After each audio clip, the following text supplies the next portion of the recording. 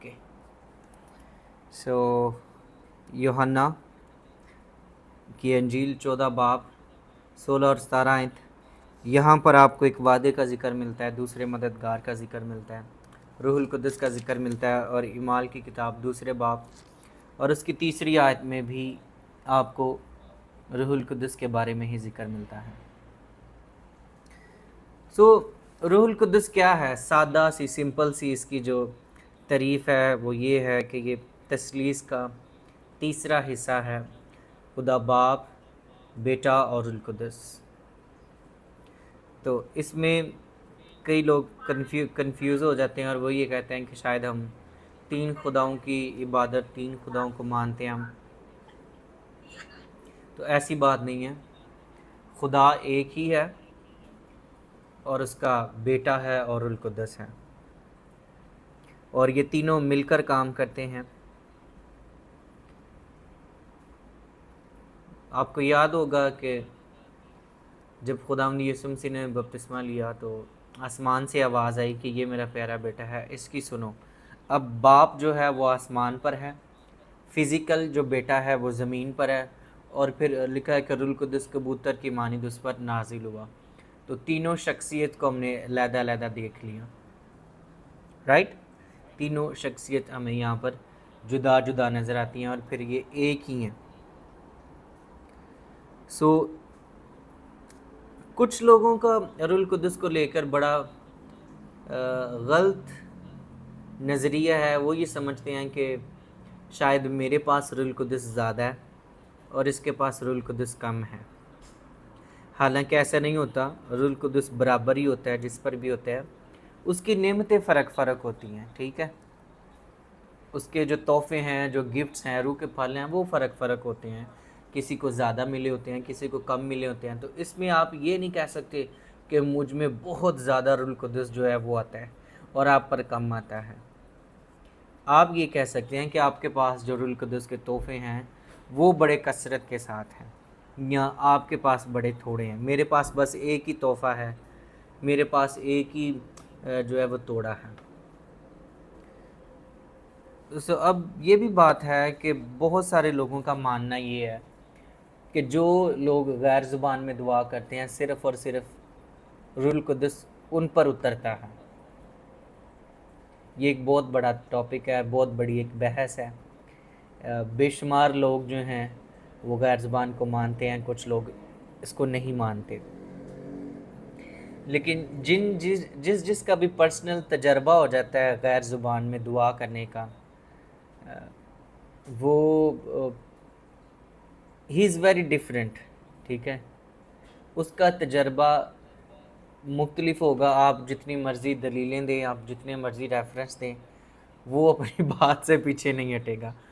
वो अपने उस तजर्बे से जो रूहुल कुद्दस ने उसके साथ किए हैं, जो रूहुल कुद्दस उस पर करता है, वो उस तजर्बे से कभी पीछे नहीं हटेगा, राइट। रूहुल कुद्दस। सो यीशु मसीह ने भी वादा किया था, जैसा हमने यूहन्ना की अंजील में देखा है कि दूसरा मददगार, ही इज़ ए हेल्पर, वो आएगा और वो सारी बातें तुम्हें सिखाएगा और सारी बातें तुम्हें याद करवाएगा। और फिर अगर हम मरकज़ की अंजील पढ़ते हैं, 16वें बाब में भी लिखा है कि नई नई ज़ुबानें बोलेंगे। ज़ुबानों का जिक्र है, लेकिन अब जो ज़ुबानें बोलते हैं वेरी सिंपल। मैंने ये देखा है कि शुरू में हम भी जब हम नए थे बड़ी गैर ज़ुबान में बस दुआ करते थे हम, ठीक है। तो जब भी हमें किसी ने मौका देना, हमने शुरू गैर ज़ुबान से दुआ करनी और फिर बड़े फायर तरीके से चलना। तो सारी चीज़ें बड़ी ऐसे ही होती थी। अब जो हैं वो चीज़ें जब समझ आना शुरू हुई है वो थोड़ी सी मुख्तलिफ हैं, ठीक है। हमारे पास खुदा ने हमें बरकत दी है कि हम गैर ज़ुबान में दुआ कर सकते हैं, लेकिन आपने इसको कोशिश करनी है कि इस तरह से इस्तेमाल करें कि आप किसी के लिए ठोकर का बायस ना बने। बहुत सारे लोग मजाक करते हैं जब आप गैर ज़ुबान में दुआ करते हैं उनके सामने, जिनको पता ही नहीं है, राइट। नए लोगों के सामने जब आप दुआ करेंगे तो वो परेशान हो जाएंगे, ओए इन्हू क्यों हो गया थे, राइट। तो कोशिश करें आप गैर ज़ुबान में जब दुआ करें, बहुत ज़्यादा ही अगर पाक रूह आपको पुश करता है तो इट्स ओके।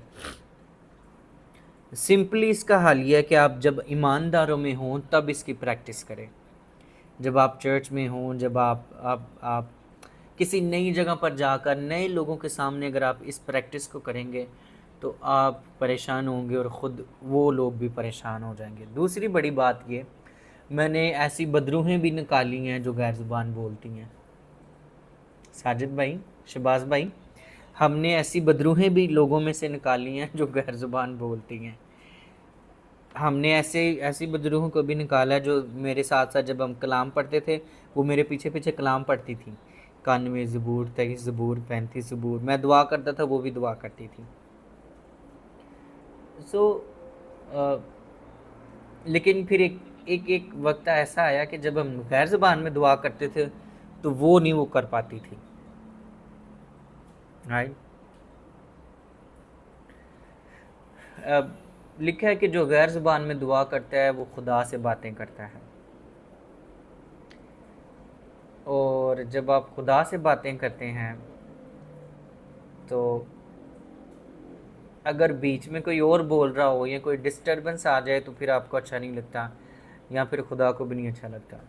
फिर ये भी लिखा कि जो गैर ज़बान में दुआ करता है वो अपनी तरक्की करता है। तो अच्छी बात है, अपनी तरक्की भी करनी चाहिए, लेकिन कलीसिया की भी तरक्की करनी चाहिए, अपने साथ कलीसिया की भी हमने तरक्की करनी है।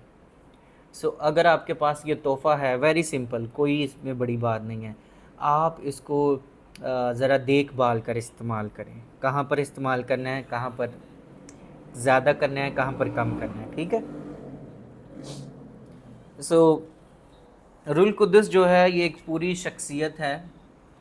ये इसकी इसकी बहुत सारी चीज़ें हैं जो मैं हवाले लिख देता हूँ स्क्रीन पर, आपने इनको जो है वो प्रैक्टिस करना है, इसकी शख्सियत को जानना है कि रूहुल कुद्दुस क्या है, व्हाट इज़ रूहुल कुद्दुस, व्हाट इज़ होली स्पिरिट। रोमियो 8 बाब, उसका मैं उर्दू में लिखता हूँ।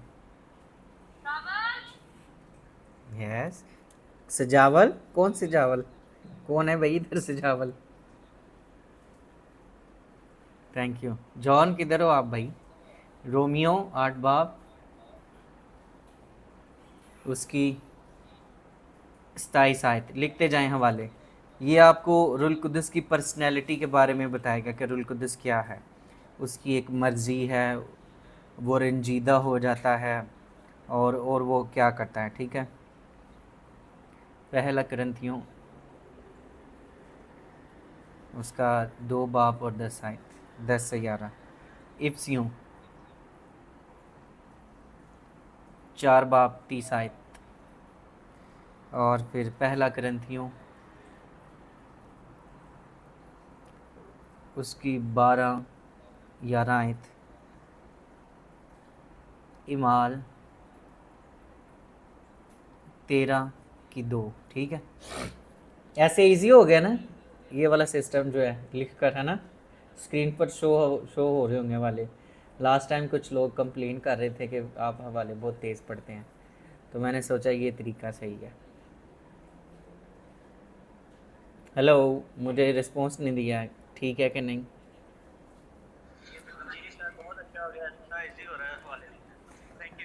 अच्छा जी, ओके, लेकिन अभी मैं स्लो नहीं बोलूँगा, आगे जो बातें आएंगी ठीक है, आगे मैं तेज़ ही जाऊँगा ओके। सिर्फ हवालों की हद तक मैं स्लो बोलूँगा, लिख भी दूंगा इधर, ठीक है। बाकी चीज़ें जो है वो आपने देख लेनी है, ओके। अब हम आते हैं कि बेनिफिट्स ऑफ रूहुल कुद्दुस, ठीक है। रूहुल कुद्दुस के क्या फ़ायदे होते हैं, या होली स्पिरिट के क्या फ़ायदे हैं। आप एक ऐसा बनाएं, ज़रा क्या उसको कहते हैं, एक खाना बनाएं, डब्बा सा, एक बड़ा सा डब्बा बनाएं, ठीक है, बन गया। उसमें 3 लाइनें लगाएं, 3, 1 2 ठीक है, और ऐसे बड़ी बड़ी ऐसे कर दें, पेज के ऊपर ऐसे कर लें आप ही। इसके ऊपर लिख लें, सबसे ऊपर लिखे बेनिफिट्स ऑफ होली स्पिरिट, फ़ायदे। ठीक है,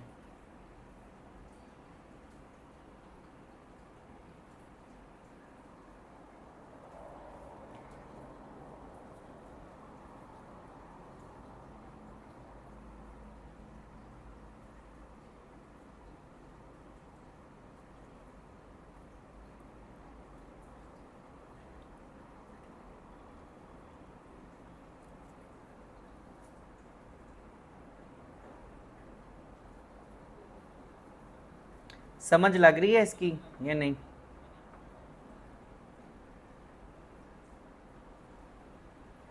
सही तरह से नहीं लग रही बात जी। Very good. हाँ, लेकिन इंग्लिश की आ रही है, उर्दू की नहीं सही समझ लग रही। इट्स ओके, चलें कोई बात नहीं, आप शेयर कर लीजिएगा किसी के साथ।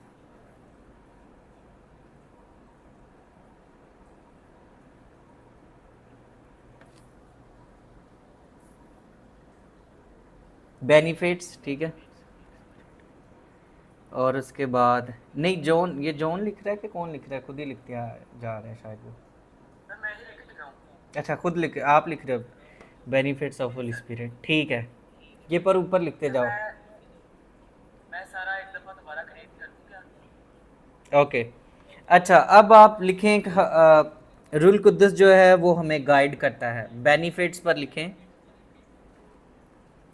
ठहरो जोन, मैं खुद ही करता हूँ, अब सिंपली तरीके से मैं करता हूँ, ठीक है।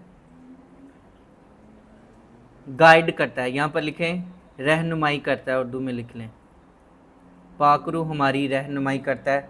इसके लिए हवाला आप देख लें, यूहन्ना की अंजील 16 बाब उसकी 13 आयत,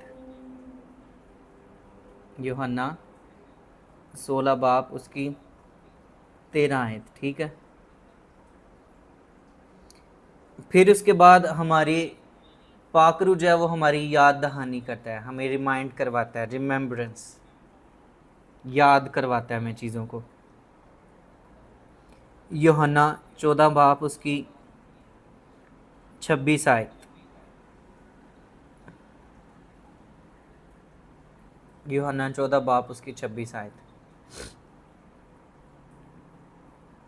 फिर इत्मीनान देता है हमें,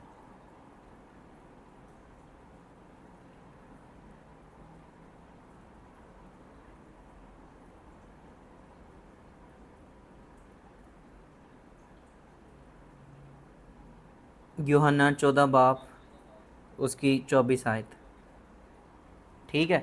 अब पहले पर लिखना है, पहली लाइन पर आपने लिखना है, अब जो मैं बोलूँगा ना वो आपने पहली लाइन पर लिखना है, जिधर मैंने गुड का निशान बनाया ना, ठीक है। पाकरू जो है वो हमारी रहनुमाई करता है, हर तरह की सच्चाई और फैसले लेने में रहनुमाई करता है। पाकरू हमारी हर तरह की सच्चाई और फैसले लेने में हमारी मदद करता है, जो कि खुदा के कलाम के साथ मुताबिकत रखते हों। पाकरू की जो पहली बड़ी रहनुमाई है और जो सबसे बड़ा फ़ायदा है वो ये है कि हर तरह की सच्चाई और फ़ैसले लेने में हमारी मदद करता है, जो कि खुदा के कलाम के मुताबिक होते हैं।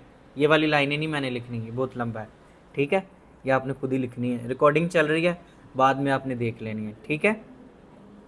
अब दूसरे खाने में लिखना है जहाँ पर याद करवाता है, वहाँ पर लिखना है पाकरू वो चीज़ें हमें याद करवाता है जो खुदा की मर्ज़ी और यीशु को जलाल दें।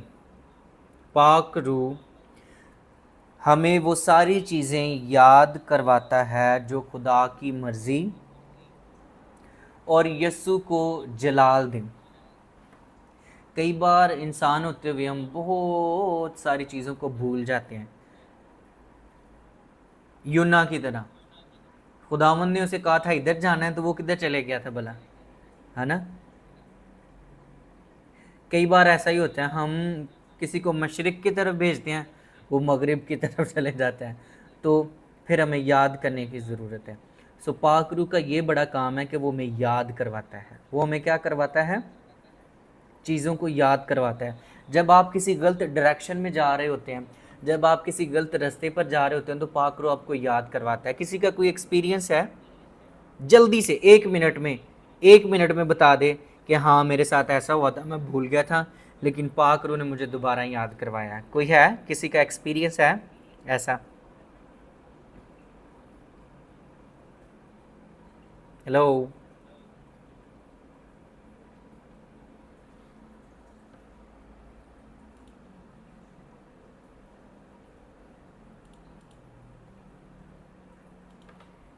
किसी का कोई तजर्बा नहीं है?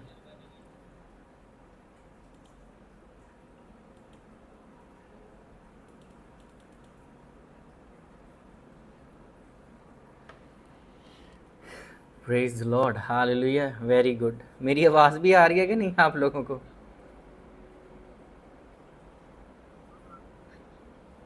ओके। आवाज आ रही है मास्टर साहब आपको? ये रूहानी जो इंसान है जिंदगी में ऐसा होता रहता है, मेरे साथ बड़ी दफा ऐसा हुआ है।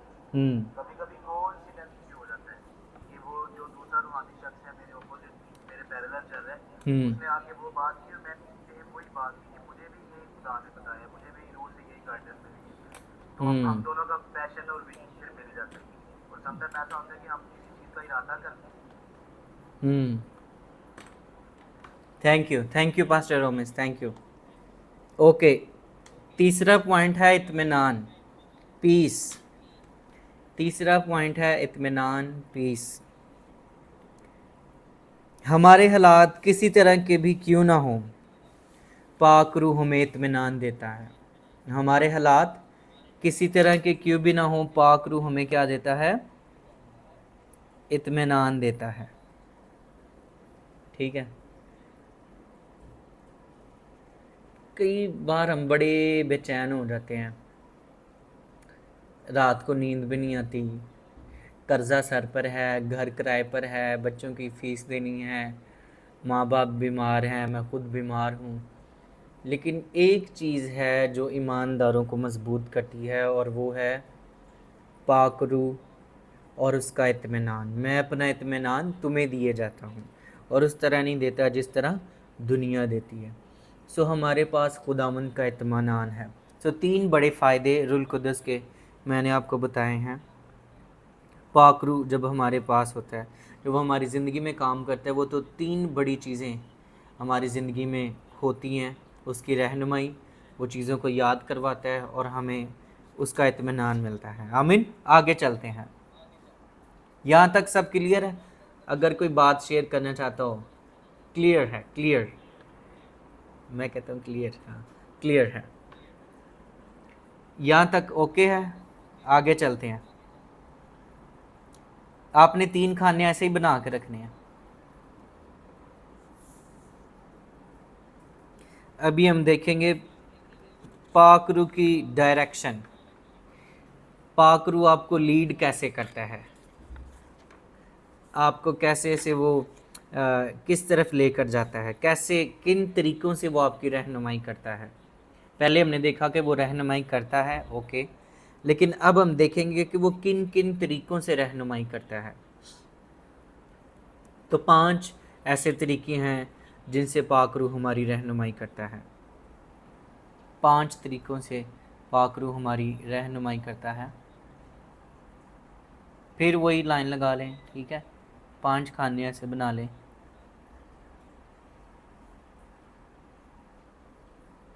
ठीक है, इसके ऊपर लिखेंगे को मतलब हवाला लिख लें यहाँ पर। इस खाने में हवाला आएगा, इसमें कोई तरीका आएगा कि कौन किस तरीके से वो हमारी रहनुमाई करता है।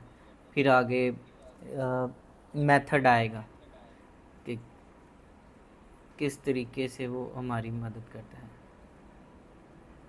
ठीक है,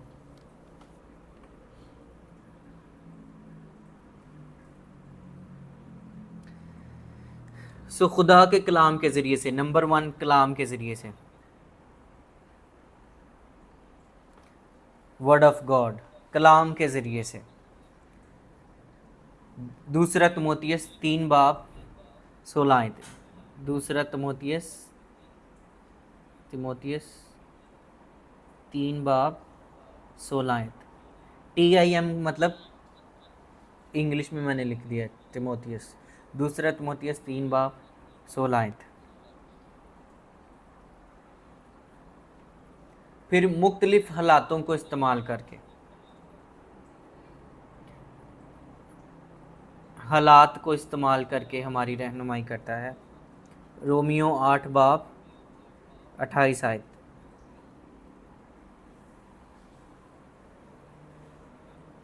रोमियो 8 बाब 28 आयत। फिर कॉमन सेंस को उर्दू में क्या कहते हैं? कॉमन सेंस को मेरे ज़हन में नहीं आ रहा ये लफ्ज़, कोई बताएगा? कॉमन सेंस को उर्दू में क्या कहते हैं?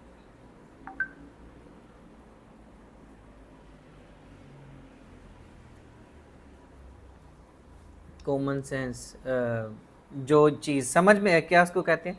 हवास। कॉमन सेंस आम फहम, राइट, इस तरह से कुछ होगा जो अकल में आने वाली बात हो, ठीक है। कॉमन सेंस, अकल लिख लेते हैं या फहम यहाँ पर, हाँ, जिसको अकल मानने को कुछ तस्लीम हो, ठीक है। इसके लिए हवाला इमाल 15 उसकी 22 से 28 तक। और फिर शैतान को,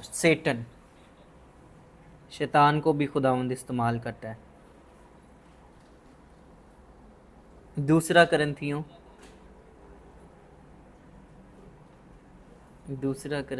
उसके 12 बाब 7 से 9 आयत।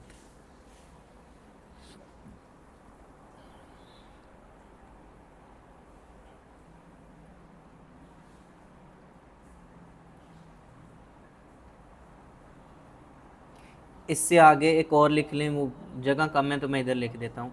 वो है लोगों को, खुदावंद लोगों को भी इस्तेमाल करता है हमारे लिए, नीचे इधर आएगा, ठीक है। लोग, अब पहले वाले खाने में आप लिख लें,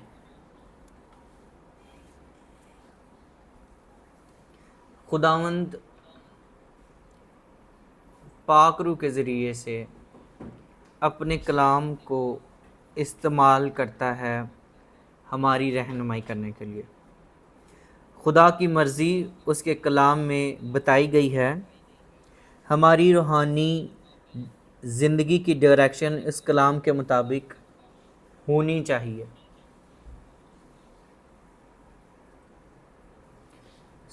पाक रूह आपको डायरेक्शन जो देता है, रहनुमाई जो करता है, वो हमेशा कलाम के मुताबिक होनी चाहिए। बहुत सारे लोगों को मैंने इधर उधर की बातें, इधर उधर की भविष्यवाणियाँ, इधर उधर की प्रोफेसियाँ करते देखा है, सुना है, जिनका कलाम से दूर दूर दूर तक कोई ताल्लुक़ नहीं है, ठीक है जी। लोग, हाँ, लोगों को इस्तेमाल करता है। हवाला इसका इमाल 2 बाब 36 आयत, लोगों को इस्तेमाल करता है। मैं इधर लिख देता हूँ,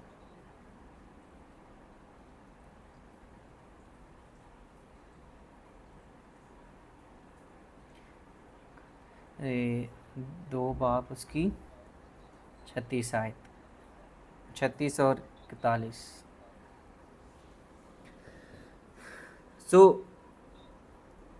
पाक रूह आपकी हमेशा रहनुमाई करेगा, आपको हमेशा वो बात, वो काम करने को कहेगा जो पहले कलाम में मौजूद है, जिसका पहले कोई तजर्बा हुआ है।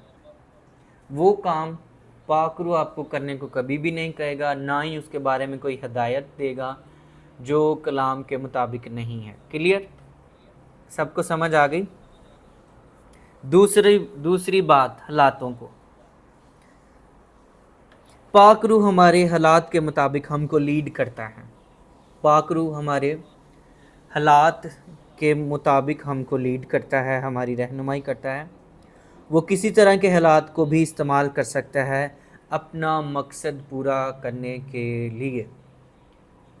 पाक रूह किसी तरह के भी हालात को इस्तेमाल कर सकता है अपना मकसद पूरा करने के लिए।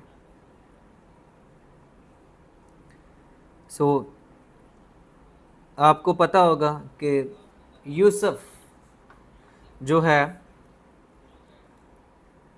उसको बेच दिया जाता है, गड्ढे में फेंक दिया जाता है, वो मिस्र में चले जाता है, वो वज़ीर मशीर बन जाता है। इसमें खुदावंद की मर्ज़ी शामिल थी, वो हालातों को इस्तेमाल करता है। उसने यूसुफ के हालातों को इस्तेमाल किया और उसे उस मुल्क पर हाकम बना दिया। खुदावंद किसी भी तरह के हालात को इस्तेमाल कर सकता है। खुदावंद आपको किसी भी तरह की आजमाइश में डाल सकता है। पाक रूह आपको किसी भी तरह के हालात में जो है वो गिरा सकता है, और जब वो आपको उस हालात में गिरा देता है तो वो आपके साथ होता है और फिर वो आपको उठा भी खड़ा करता है। राइट। खुदावंद किसी भी तरह के बुरे हालात को इस्तेमाल कर सकता है। खुदावंद किसी भी तरह से किसी भी हालात में आपको फेवर दे सकता है, और ये पाक रूह का काम यही है कि वो आपको फेवर दे सकता है, फेवर मिल जाती है। अगर आप नए अहदनामे में देखते हैं ईमाल की किताब में, तो आपको वहाँ पर पौलुस रसूल को फेवर मिलती हुई दिखेंगे। बेशुमार लोग हैं जिनकी फेवर उसको हासिल हो जाती है। राइट। ओके, आगे है कॉमन सेंस।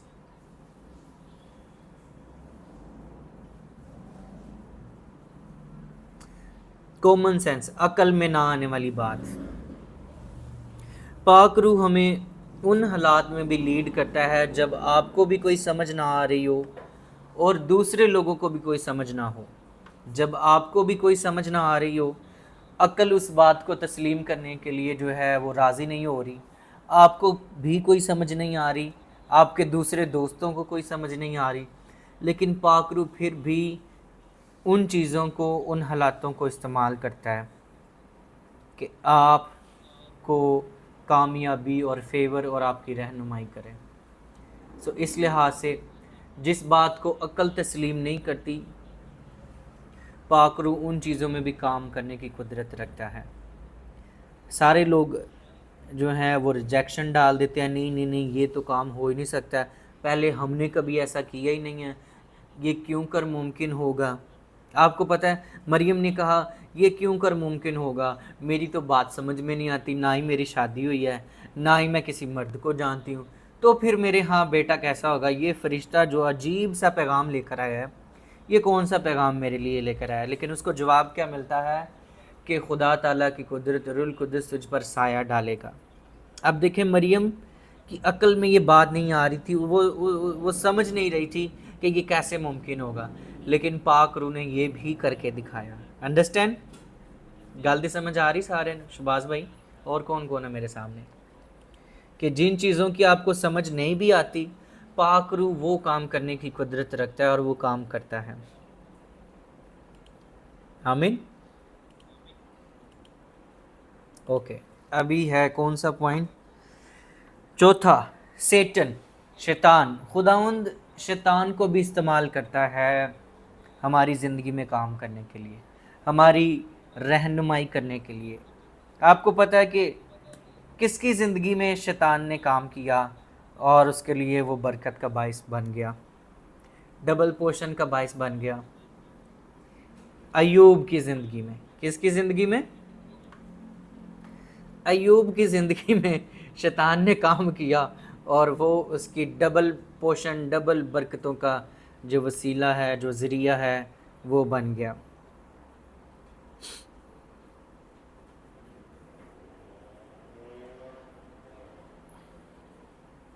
पाक रूह बुरी चीज़ों को भी इस्तेमाल कर सकता है अपना मकसद पूरा करने के लिए।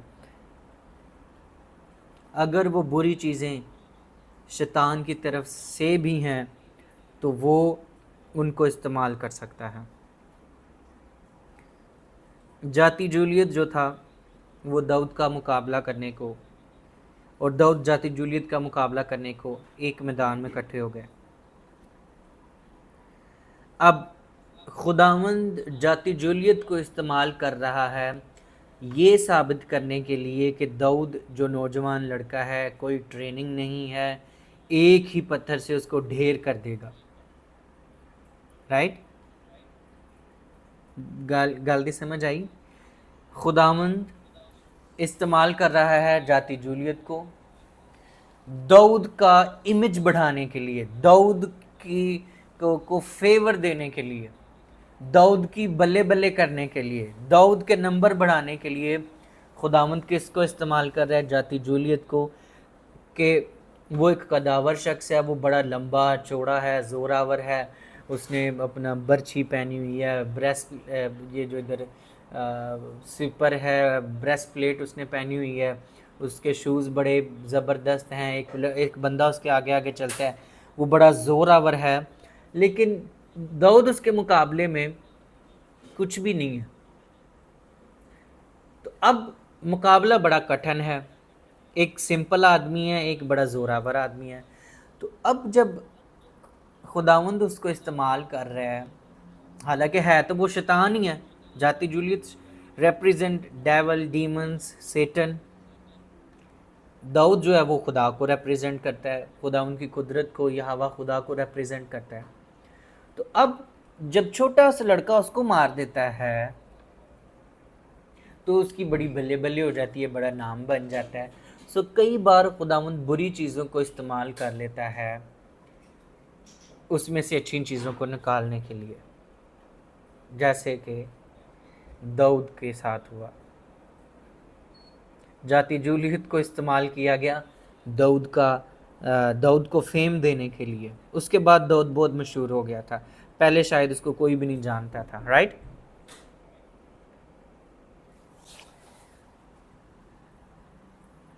ओके, आखिरी जो बात है, दूसरे लोग, अदर पीपल।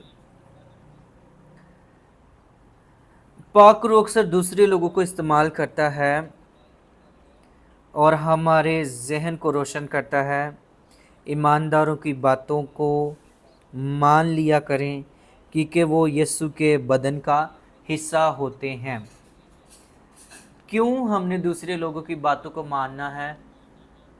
जब आपसे कोई कहे कि मैंने पाकरू मुझे आपके बारे में ऐसा कह रहा है, या मैंने ख्वाब में आपके बारे में ऐसा देखा, या मेरा दिल ऐसा कह रहा है कि आप ये करो, तो आप अगर तो वो ईमानदार है तो उसकी बात को मान लें।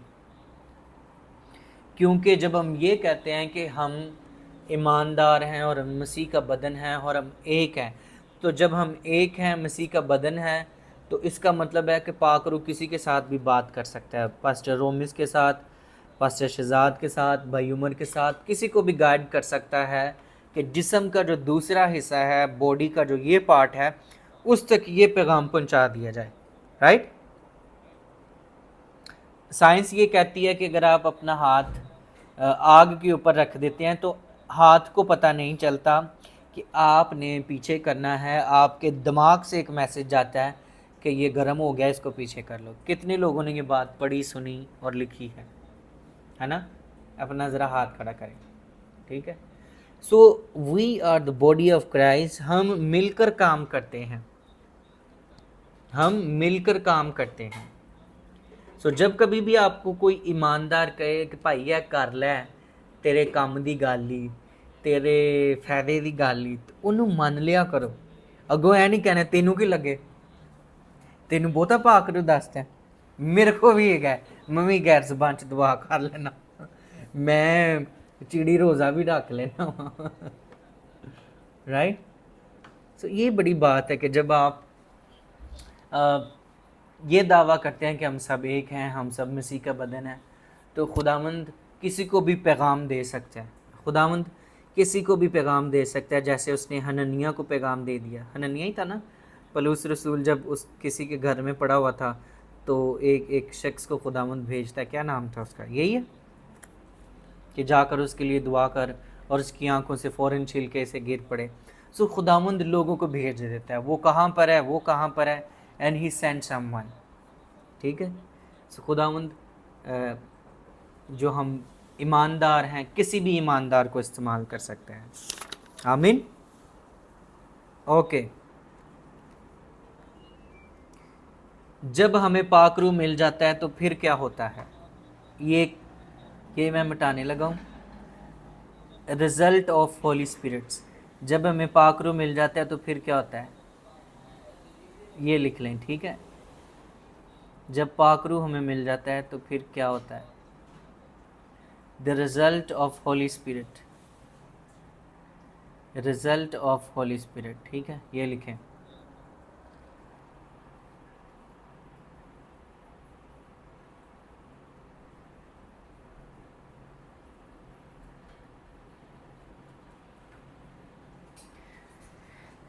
रिजल्ट्स ऑफ होली स्पिरिट, ठीक है।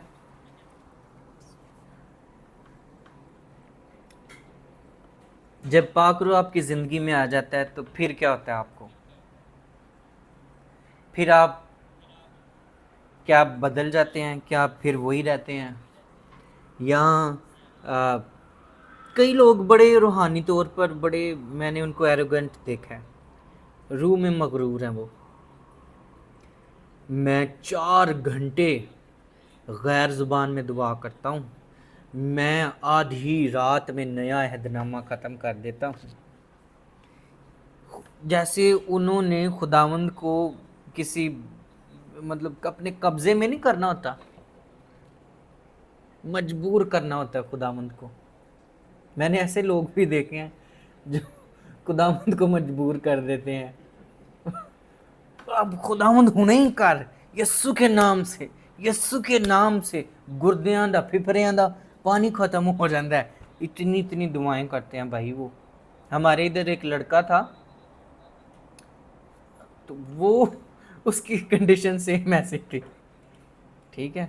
वो रोज़े रख रख के दुआएं कर कर के इतने उसने रोज़े रखे, उसके ये जो आंखों के ये हैं, ये सारे वो क्या उसको कहते हैं, ब्लैक हो गए, छाइयाँ पड़ गई मुंह के ऊपर, होंठ सूखे रहते, बीमार पड़ गया, पर रोज़े फिर भी वो रखता था। तो उधर उल्ट पटांग की बातें भी वो करता था।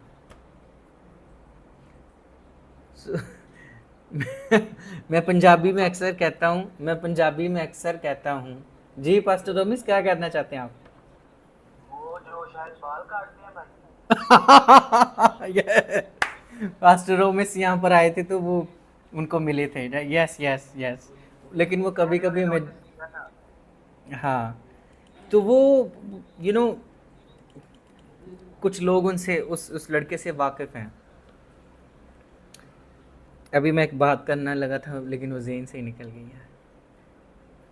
हाँ, पंजाबी में वो कहते हैं, मेरे ज़हन से वो बात निकल गई, समहाउ वापस आ जाएं, कि जब रूहुल कुद्दुस आता है तो उसका रिज़ल्ट क्या होता है, क्या तब्दीली आपकी ज़िंदगी में रूनुमा होती है। फिर वही खाने बना लें, 3 खाने,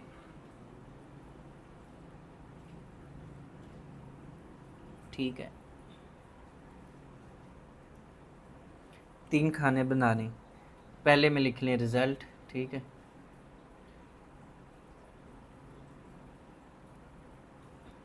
आर का मतलब है रिज़ल्ट, ठीक है। वी का मतलब है वर्ड्स, एम का मतलब है मीनिंग, ठीक है। नई ज़िंदगी मिल जाती है आपको जब पाक रूह हमारी ज़िंदगी में आता है, तो नई ज़िंदगी मिल जाती है, ठीक है। यूहन्ना की इंजील, सॉरी, 3 यूहन्ना 3 बाब और उसकी 5 से 6 आयत।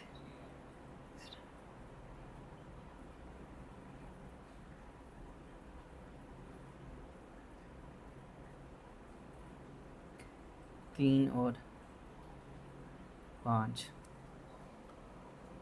नई ज़िंदगी मिल जाती है जब पाक रूह हमारी ज़िंदगी में आता है, तो हमें एक नई ज़िंदगी मिल जाती है, बोर्न अगेन जिसको हम कहते हैं, बोर्न अगेन, नई ज़िंदगी मिलती है। पुरानी सारी चीज़ें जो हैं वो जाती रहती हैं, राइट। सारी पुरानी चीज़ें हमारी ज़िंदगी से ख़त्म हो जाती हैं, सारी पुरानी लानतें हमारी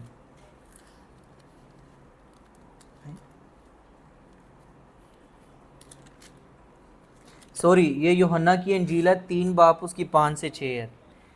तीसरे यूहन्ना को तो तीसरा चैप्टर ही नहीं है, सॉरी, इसको मिटा दें, सॉरी। हाँ,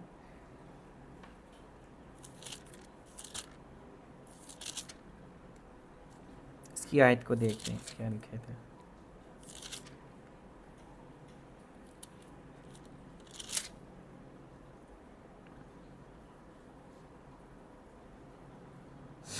ओके, यूहन्ना की इंजील 3 बाप उसकी 5 आयत में लिखा है, यीशु ने जवाब दिया कि मैं तुझसे सच कहता हूँ, जब तक कोई आदमी पानी और रूह से पैदा ना हो वो खुदा की बादशाही में दाखिल नहीं हो सकता। जो जिस्म से पैदा हुआ है जिस्म है, और जो रूह से पैदा हुआ है रूह है। तहज्जुब ना कर के मैंने तुझसे कहा, तुम्हें नए सिरे से पैदा होना ज़रूर है। 6-7 आयत तक हमने देखा है, 5-6-7। सो नए सिरे से पैदा होना, न्यू लाइफ।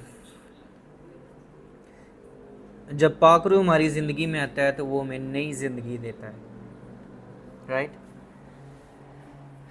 दूसरा बड़ा काम, जब पाक रूह हमारी ज़िंदगी में आता है तो वो हमें नई पहचान देता है, नई पहचान, अ न्यू आइडेंटिटी। यहाँ पर तो पूरा नहीं लिखा जाएगा,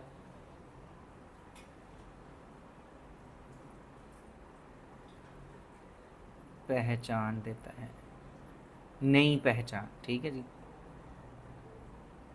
न्यू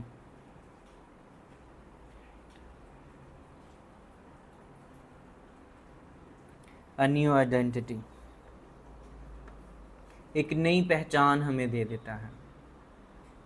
पहला कुरिन्थियों 15 बाप इसकी 22 आयत, कोई हवाला निकाल के पढ़ दे। पहला कुरिन्थियों 15 की 22।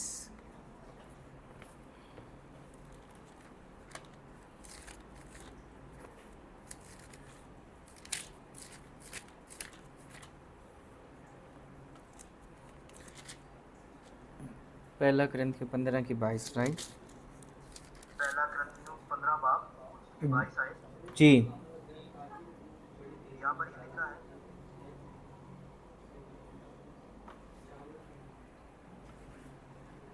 जैसे आदम में सब मरते हैं और वैसे ही मसीह में सब जिंदा किए जाएंगे। सब जिंदा किए जाएंगे। सो इसका मतलब है जब हम मसीह में ज़िंदा होते हैं, पाक रूह जब हम में आ जाता है तो हमारी एक नई आइडेंटिटी बन जाती है। वो आइडेंटिटी यीशु मसीह में होती है हमारी, ठीक है। हमें यीशु मसीह में एक पहचान मिलती है जिसकी मुताबिकत आदम से नहीं है। आदम में सारे मरते हैं, यीशु में सारे ज़िंदा किए जाते हैं, ठीक है। सो जब आप पाक रूह हमारी ज़िंदगी में आता है, जब यीशु हमारी ज़िंदगी में आ जाता है, जब खुदा हमारी ज़िंदगी में आ जाता है तो हमारी पहचान जो है वो नई बन जाती है। जैसे आदम में सब मरते हैं वैसे ही मसीह में सब ज़िंदा किए जाते हैं। तो इसका मतलब है जब हम ज़िंदा किए जाते हैं तो यीशु का खून हम पर लगा हुआ है, पाक रूह की मोहर हम पर लगी हुई है, and we are new now, ठीक है। जब आपके मोबाइल का पासवर्ड गलत टाइप हो जाता है तो आप बार बार वही करते रहते हैं टिंग टिंग टिंग टिंग टिंग टिंग टिंग टिंग टिंग, तो कुछ देर के लिए आपका फ़ोन जो है वो आपको ब्लॉक कर देता है। 10 मिनट के लिए, 15 मिनट के लिए, 5 मिनट के लिए आप लॉगिन दोबारा नहीं कर सकते। तो आपकी जो पुरानी आइडेंटिटी है, जो पुराना पासवर्ड है, वो आपको बदलना पड़ेगा, नया डालना पड़ेगा, फिर आप उसमें लॉगिन कर सकते हैं। जब आप अपने पासवर्ड को भूल जाते हैं, जब पासवर्ड ख़राब हो जाता है तो नया पासवर्ड, नई आइडेंटिटी हमें मिल जाती है जब हम यीशु में आ जाते हैं, और नई आइडेंटिटी रूहुल कुद्दस हमें दिलाता है। आमीन। तीसरी बात, न्यू यूनिटी, इत्तेहाद, ठीक है, हम में आ जाता है। यूनिटी हमारे अंदर आ जाती है। यूनिटी आ जाती है। पहला करंथियों 12:13, पहला करंथियों 12:13, हम कलीसिया का हिस्सा बन जाते हैं। यहाँ पर लिखना है, यहाँ पर हम कलीसिया का हिस्सा बन जाते हैं और ईमानदारों की जमायत। पहला करंथियों 12 बाब की 13 आयत में क्या लिखा है, देखें ज़रा। 12 बाब 13 आयत, राइट।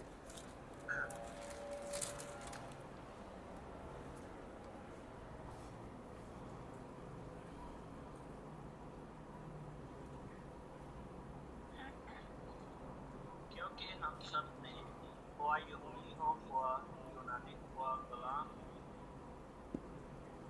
हुआ आजाद, एक ही रूह के वसीला से एक ही बदन होने के लिए बपतिस्मा लिया, और हम सब को एक ही रूह बुलाया, एक ही रूह जी बुलाया गया। जी, तो इसका मतलब है कोई भी हो, हम एक हैं, यूनिटी है। जब पाकरू हमारे अंदर है, यहाँ पर लिखा गया ना, और हम सबको एक ही रूह पिलाया गया है। जब रूह एक है तो यूनानी है, अबरानी है, ग़ुलाम है, आज़ाद है, हिंदुस्तानी है, पाकिस्तानी है, अमेरिकन है, अफ्रीकन है, यूरोपियन है, इंग्लैंड का है, कोई भी है, we are same, we are one in the Christ. So ईमानदारों की जमात बन जाते हैं, कलीसिया का हिस्सा बन जाते हैं जब यूनिटी हमारे अंदर आ जाती है, और ये यूनिटी पाक रूह के वसीला से हमारे अंदर आती है। अगर किसी के अंदर यूनिटी नहीं है और वो क्लेम करता है कि मेरे अंदर पाक रूह काम करता है, तो वो फिर झूठ बोलता है। अगर आप अपनी कलीसिया के साथ, अगर आप अपने एल्डर के साथ, अगर आप अपनी क्वायर के साथ ही यूनिटी में नहीं हैं, तो I think you are a big liar कि आप पाक रूह से भरे हुए हैं। किसी एक के साथ तो आपको इत्तेहाद या इत्तेफाक रखना होगा। यूनिटी में जो नहीं है उसके अंदर रूहुल कुद्दस नहीं है। जो एक इत्तेहाद में नहीं है उसके अंदर यूनिटी रूहुल कुद्दस नहीं है। अगर आप किसी की बात के साथ एग्री नहीं करते, हर बारी तुसी यह कहते हो कि मेरा ही कान चिट्टा है, तो फिर भी आपके अंदर रूहुल कुद्दस नहीं है। लेकिन उसको ऐसा लगता है कि वो रूहुल कुद्दस से भरा हुआ है, लेकिन ये सिर्फ उसको ही लगता है। हमें तब लगेगा अगर वो यूनिटी में रहता है, उसकी आइडेंटिटी नहीं है, अगर उसकी ज़िंदगी नहीं है, तब हमें पता लगेगा कि इसकी ज़िंदगी में पाक रूह काम करता है और ये रूहुल कुद्दस से भरा हुआ है।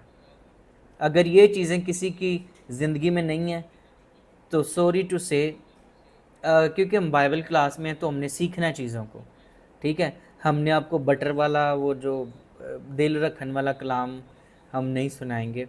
हम यहाँ पर अच्छे और बुरे की पहचान, असल और नकल की पहचान करने के लिए आए, चीज़ों का इम्तियाज़ करने के लिए आए हैं, लैदा करने को आए हैं चीज़ें। सो जिस बंदे के अंदर, जिस कलीसिया के अंदर, जिस चाहे मेरे अंदर, अगर मेरे अंदर ये 5 चीज़ें नहीं हैं तो मैं रूहुल कुद्दस से भरा हुआ नहीं हूँ। अगर मेरे अंदर ये 5 चीज़ें हैं तो इसका मतलब है मैं रूह से मामूर हूँ, ठीक है। चौथी बात, अ न्यू एबिलिटी। पाक रूह आपको एबिलिटी देता है। एबिलिटी जो है वो तोहफ़ों के साथ आती है। गैर ज़ुबान एक तोहफ़ा है, गैर ज़ुबान का तर्जमा करना एक तोहफ़ा है, कलाम सुनाना है एक तोहफ़ा है। अ न्यू एबिलिटी, जॉन लिख दो इधर।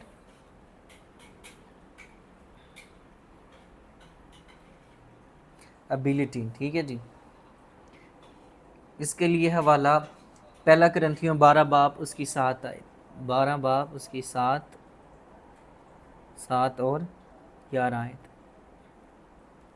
देख ही लेते हैं, सामने निकला हुआ है 7 से 11 तक। लेकिन हर शख्स में रूह का ज़हूर फ़ायदा पहुंचाने के लिए होता है। आपकी आवाज कट रही है, वर्ष रिपीट करें। पहला करंथियों 12 बाब 7 से 11 आयत। पहला करंथियों जी 12 बाब, ये वाला रेफरेंस। लेकिन हर शख्स में रूह का ज़हूर फ़ायदा पहुंचाने के लिए होता है। सो रूहुल कुद्दुस हमें इसलिए दिया जाता है कि हमें फ़ायदा पहुंचे, फ़ायदा हो, क्योंकि एक को रूह के वसीला से हिकमत का कलाम अनायत होता है, दूसरे को उसी रूह की मर्ज़ी के मुआफ़िक अलमियत का कलाम, किसी को उसी रूह से ईमान और किसी को उसी एक रूह से शिफा देने की तौफ़ीक, किसी को मौजज़ों की कुदरत, किसी को नबूवत, किसी को रूहों का इम्तियाज़, किसी को तरह तरह की ज़ुबानें, किसी को ज़ुबानों का तर्जमा करना। लेकिन ये सब तसीरें वही एक रूह करता है और जिसको जो चाहता है बांटता है। एबिलिटी।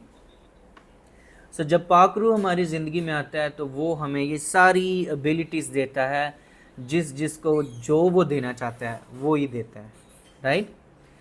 जिसको जो वो देना चाहता है वो बांट देता है। आमीन। लेकिन इन सारी बातों का मकसद ये है कि वो हमें फ़ायदा पहुंचाना चाहता है। 7 आयत से लेकर 11वीं आयत तक हमने पढ़ा। ओके, न्यू नेचर, ठीक है।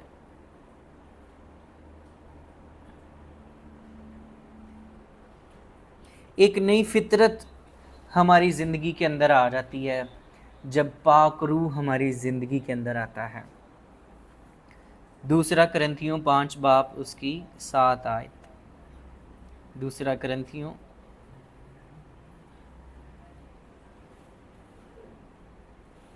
5 बाब 7 आयत में क्या लिखा है, देखते हैं। न्यू नेचर जब हमारी ज़िंदगी में आती है,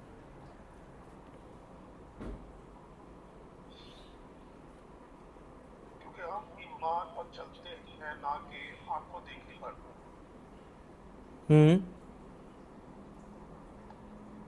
आगे भी है। जी पढ़ते जाएं, ज़रा एक और लाइन पढ़ दें। कर्ज हमारी खातर जमा है, कर्ज हमारी खातर जमा है और हम को बदल के वतन से जुदा होकर आमीन। खुदा के वतन में रहना ज़्यादा क्योंकि हम ईमान पर चलते हैं ना कि आंखों देखे पर। तो जब आप यीशु में आ जाते हैं तो आपकी जो इनर मैन है, जो आपकी अंदर वाली नेचर है, वो बदल जाती है।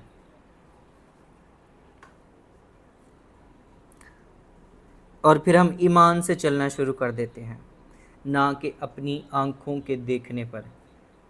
जो हमारा जिस्म और अक्ल जिसको कबूल नहीं करती, हम वो ईमान के साथ उसको कबूल करना शुरू कर देते हैं। तो ये एक नई नेचर हमारे अंदर काम करना शुरू कर देती है।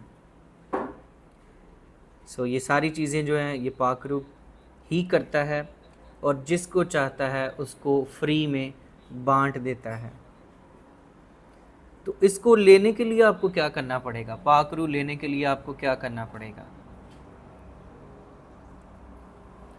पाक रूह लेने के लिए आपको क्या करना पड़ेगा? आपको 1-1 लाख रुपया लाहौर के अंदर जो एक चर्च है वहाँ पर जमा करवाना पड़ेगा और गोल्डन और सिल्वर प्लेट आपको एक सर्टिफिकेट के ऊपर लिख कर दिया जाएगा, राइट। आपको पता है इमाल की किताब ने किसी ने रूहुल कुद्दुस को उसकी कुदरत को ख़रीदने की कोशिश की थी। कौन था भला वो? शमाउन, राइट। शमाउन जादूगर। यस, शमाउन जादू। ये किसने कहा है शमाउन जादूगर?